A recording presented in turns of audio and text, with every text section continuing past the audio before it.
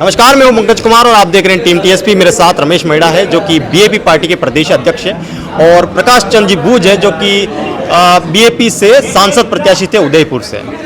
आज BAP party का जो स्थापना दिवस है, दूसरा स्थापना दिवस है, 1 साल इसको हो चुका है। मैं जानना चाह रहा हूँ कि बीएपी पार्टी ने आपकी नज़र में 1 साल में क्या खोया और क्या पाया है। अगर इस तरीके से मैं पूछूं कि क्या पाया और क्या खोया। भारत आदिवासी पार्टी ने 1 साल के अंदर बहुत कुछ पाया है।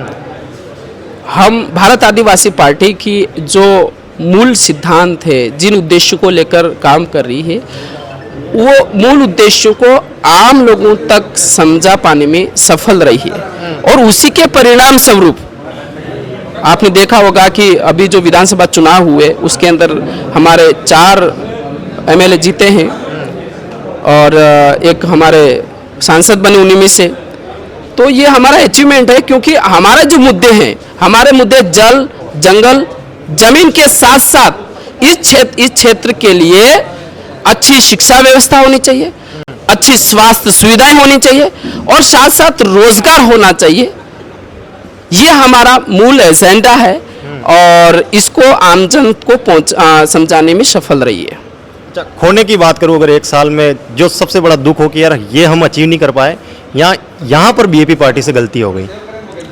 देखो, खोने की अगर बात करें तो हम ये कह सकते हैं कि भारत आदिवासी पार्टी के स्थापना के साथ ही हमारे भारत आदिवासी पार्टी के मुख्य लीडर जगदीश भाई पांडोर को हमने खोया है।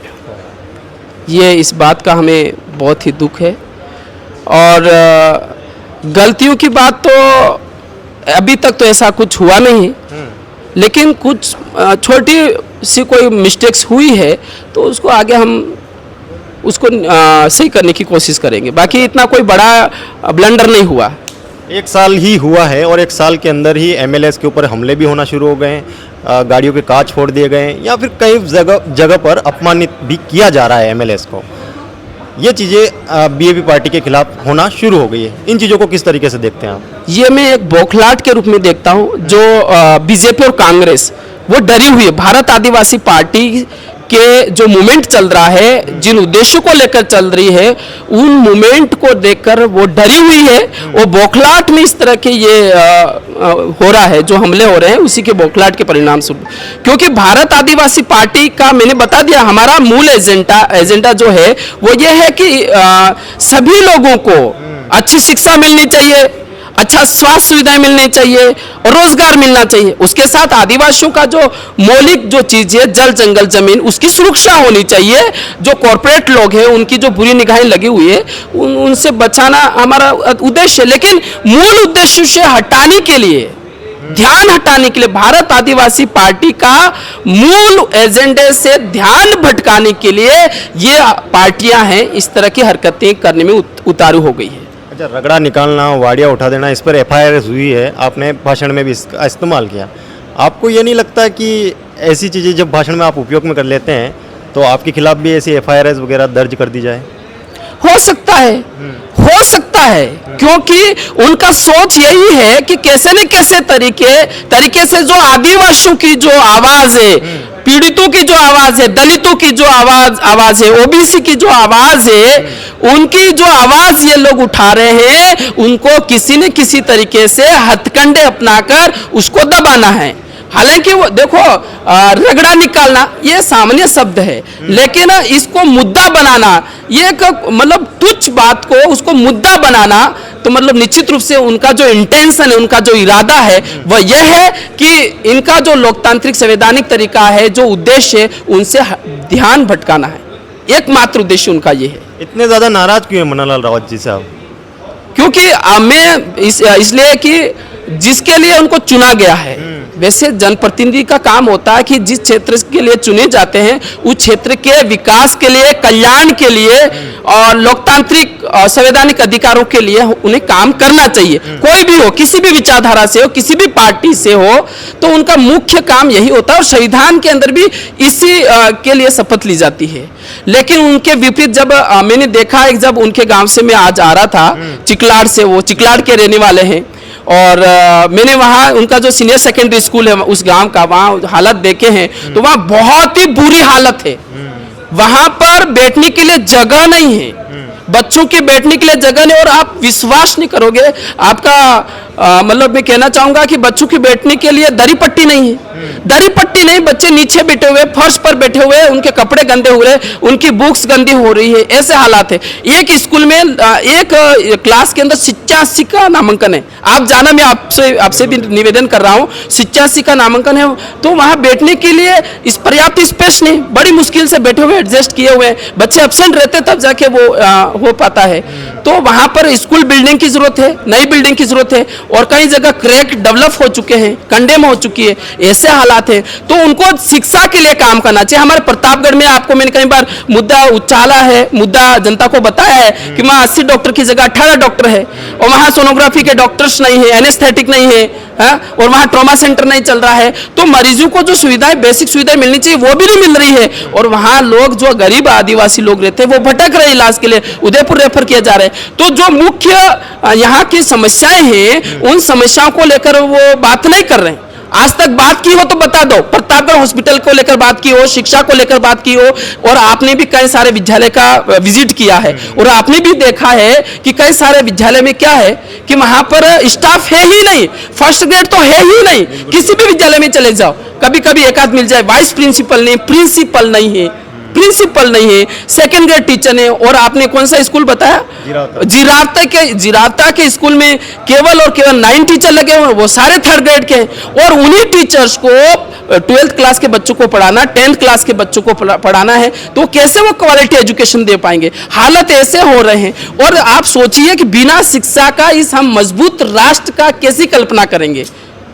वो देखो, राष्ट्रवाद के ऊपर वो उनका एजेंडा चलना चाहिए, पर वो कैसे होगा? बिना शिक्षा का हम मजबूत राष्ट्र के अपना सपना देख सकते हैं क्या? तो उनकी जो विचारधारा है, विचारधारा के खिलाफ काम कर रहे हैं, और मानवता के खिलाफ काम कर रहे हैं। जिन चीजों को आगे लाया जाना चाहिए, जिन मुद्दों को, उनको मुद्दों के ऊपर काम करना चाहिए, क्योंकि उनकी अभी सरकारें हैं, राज्य के अंदर सरकार है, केंद्र के अंदर सरकार है, तो वो चाहे वैसा काम कर सकते हैं, लेकिन वो हो नहीं रहा है, और थोथी बातें चल रही है। और मैं ये कह रहा हूँ, जैसे धर्म की बात हो रही है, धर्म की बात हो रही कि आदिवासी ये जो ईसाई बन रहे हैं, या ये हो रहे हैं, वो हो रहे हैं। मैं ये कहना चाहूँगा कि आदिवासी धर्म पूर्वी है, वो किसी भी धर्म में नहीं आता है, वो प्रकृति पूजक है, प्रकृति पूजक है, प्रकृति पूजक है। तो अभी क्या है कि इसके लिए विशेष धर्म कोड दे दिया, धर्म कॉलम दे दिया जाए। जैसे कि जैन समाज है, जैन समाज के लिए अलग धर्म कोड है ना, वो भले किसी भी धर्म की प्रैक्टिस करे, उसे कोई लेना देना, लेकिन उनका एक अलग धर्म कोड है। और उनकी जनसंख्या पूरे देश के अंदर सिर्फ 1% है, लेकिन उनका जो विश्वास है इस लोकतंत्र के अंदर बचा हुआ है। उसी तरह से हम भी ये चाहते हैं कि आदिवासी समुदाय जो अलग अलग धर्मों में जा रहा है, बंट रहा है, और बंटने की वजह से उनके मूल जो अधिकार है वो छीने जा रहे हैं, कमजोर हो रहा है, एकता कमजोर हो रही है। तो हम चाहते हैं कि आदिवासी, पूरे देश के आदिवासियों को एक अलग से धर्म कॉलम दे दिया जाना चाहिए, उनको इस विषय पे बात करनी चाहिए। हम किसी धर्म का न तो विरोध करेंगे, है ना, हाँ, उनका जो विश्वास है हम उसका सम्मान करते हैं, कोई भी हो हम उनका सम्मान करते हैं, क्योंकि उनका भी अपना आस्था है। प्रकाश जी, आप जो अभी रगड़ा शब्द का मीनिंग बताया, बहुत लोगों में कन्फ्यूज़न है इस शब्द को लेकर, और कई भ्रांतियां भी फैली हुई है, और इसकी वजह से FIRs भी हो रही है। रगड़ा और वाड़िया उठा देना, इन पर क्लियरिफिकेशन चाहता हूँ, क्या मतलब है इनका? रगड़ा का मतलब जो मैंने अभी बताया भी था, बात भी की थी, रगड़ा एक हमारे लोकल लैंग्वेज में जो है वो उसको यूँ कहते हैं, रगड़ा जो खराब चीज़ हो जाती है, एक जगह जमा हो जाती है, उसको खराब हो जाती है, तो वो उस जगह के लिए पर्याप्त नहीं है। जैसे अपन ये समझे कि किसी जगह नाली में पानी जमा हो गया, तो वो खराब हो गया, तो वहाँ मच्छर पैदा होंगे, तो उसको साफ करना चाहिए, तो वो हमारे लिए रगड़ा है। उसको साफ करेंगे तो कैसे? हम नया पानी डालेंगे, उसको साफ करेंगे, तो रगड़ा ऐसे साफ होगा। ये रगड़ा की परिभाषा है। इसका मतलब ये नहीं किसी को मारना है, रगड़ा का मतलब खराब चीज़। ये राजनीति में हमारा रगड़ा ये है कि ये जो बीजेपी के लोग हैं, कांग्रेस के लोग हैं, जिन्होंने बरसों से राजनीति करते आ रहे हैं, लेकिन समाज के लिए उपयुक्त काम नहीं किया। जैसे गंदे पानी में मच्छर पैदा होते हैं और समाज के जो लोगों को बीमार करते हैं, वैसे ही ये लोगों ने राजनीति की, और समाज के लिए वास्तविक जरूरत थी शिक्षा, चिकित्सा, आज लोगों को एक कहा गया कि जीने के लिए क्या चाहिए, रोटी कपड़ा और मकान। लेकिन मैं ये कह रहा हूँ सिर्फ जीने के लिए रोटी कपड़ा मकान काफ़ी नहीं है। रोटी कपड़ा मकान के साथ में चिकित्सा, शिक्षा और बिजली, ये चीज़ें जरूर है, जिस पे कोई बात नहीं करना चाहता है। सभी लोग, जैसा कि अभी प्रदेश अध्यक्ष जी ने बताया कि हमारे सांसद महोदय हमेशा उठकर धर्म पे टिप्पणी करते हैं। भाई धर्म आपका अपनी जगह, हम किसी धर्म का अपमान नहीं करते हैं। हमारे लिए सभी धर्म बराबर हैं, क्योंकि हम किसी धर्म को नहीं मानते हैं इसका मतलब ये नहीं कि हम विरोधी हैं। हम आदिवासी हैं, आदिवासी वास्तविक है, तो हम धर्म में पढ़ना ही नहीं चाहते। लेकिन ये बात रगड़े भी चल रही थी अपनी, तो रगड़ा ये है कि जो खराब आज तक इन्होंने सही काम नहीं किया है, वो जो हमारे लिए खराब है, हम उसको साफ करना चाहते हैं। दूसरा ये गवाड़िया उठाना, जैसे कहा है, गवाड़िया उठाने का मतलब ये नहीं किसी को मारना है। जैसे आपने देखा होगा हमारे गाँव में नवरात्रि, अब शहरों में नवरात्रि कैसे होती है ज़्यादा मुझे आइडिया नहीं, क्योंकि मैं गाँव से आता हूँ, गाँव में ही ज़्यादा। तो 9 दिन नवरात्रि के बाद में जो हम वाड़ियों का वो करते हैं, धान उगाते हैं, उसको ले जाके नदी में विसर्जन करते हैं, तो वो उस दिन से वो प्रोग्राम बंद हो जाते हैं सारे। तो हमारा यही है कि जो राजनीतिक में जो चुनाव होते हैं, जिस चीज़ में होती है, हम जिस लोगों के सही काम के लिए जो करते हैं, चुनाव हो गए, वाड़ियाँ उठ गई, खत्म, ये चीज़ें हैं हमारी। मतलब उनका काम खत्म है, अब आपका शुरू है, ऐसा कहना होता है आपका, है ना? हाँ, ये जो है जिन लोगों ने गलत काम किया उनका काम खत्म है। हम अभी देखा होगा आपने, एक पार्टी की स्थापना हुई, अब साल भर हुआ है, लेकिन हमारे जो पार्टी हमारा आखिरी पायदान पे है। उससे पहले बहुत सारे हमारे सामाजिक संगठन है वो काम कर रहे हैं और 14-15 से कर रहे हैं। तो हम ये कह सकते हैं कि 10 साल हो गए हमको काम करते हुए, तो शुरुआत तो होनी ही है हमारी। जिन लोगों ने आज तक सही काम नहीं किया है वो अब जगह खाली करेंगे, और हम और ये क्षेत्र की जनता मिलकर जगह खाली करवाएगी उनको। अच्छा, प्रदेश अध्यक्ष जी ने बताया कि 1 साल में क्या पाया। आप उनमें से हैं जिन्होंने हार का मुंह देखा है ना?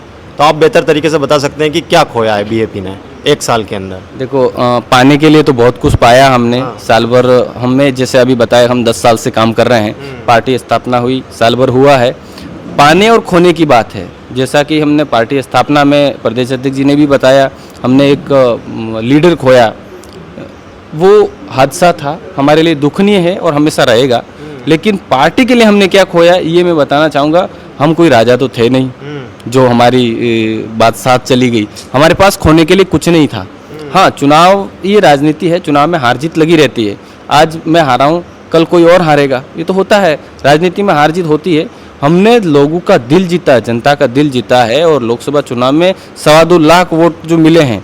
आज आपने देखा होगा कि बहुत सारे लोग पैसे की नदियाँ बहा देते हैं, लेकिन वो मार्जिन तक नहीं पहुंच पाते। तो हमने बिना पैसे लोगों का सिर्फ दिल जीता। हम बेहतर क्या कर सकते हैं ये लोगों को बताया है, और 2.25 लाख लोगों ने हमको समर्थन किया है। ये कम नहीं है, ये हमारे लिए हार नहीं है, ये हमारे लिए हार में भी सीख है। तो हमने खोया कुछ नहीं है, क्योंकि हम तो राजा तो थे नहीं, हमारी बात साथ चली गई, इसलिए आज तक हमने खोया कुछ नहीं है, पाया बहुत कुछ है और आगे भी बहुत कुछ पाएंगे। चलिए, तो ये 10 सितंबर बीएपी पार्टी का स्थापना दिवस, और इस पर हमने विशेष बात करी बीएपी के प्रदेश अध्यक्ष रमेश मैड़ा जी से और सांसद प्रत्याशी प्रकाश जी बूथ से। इन्होंने अपनी राय बताई कि क्या पाया, क्या खोया, शब्दों के मीनिंग क्या होते हैं। मैं हूं पंकज कुमार, आप देख रहे हैं टीम टीएसपी, कैमरामैन लोकेश के साथ।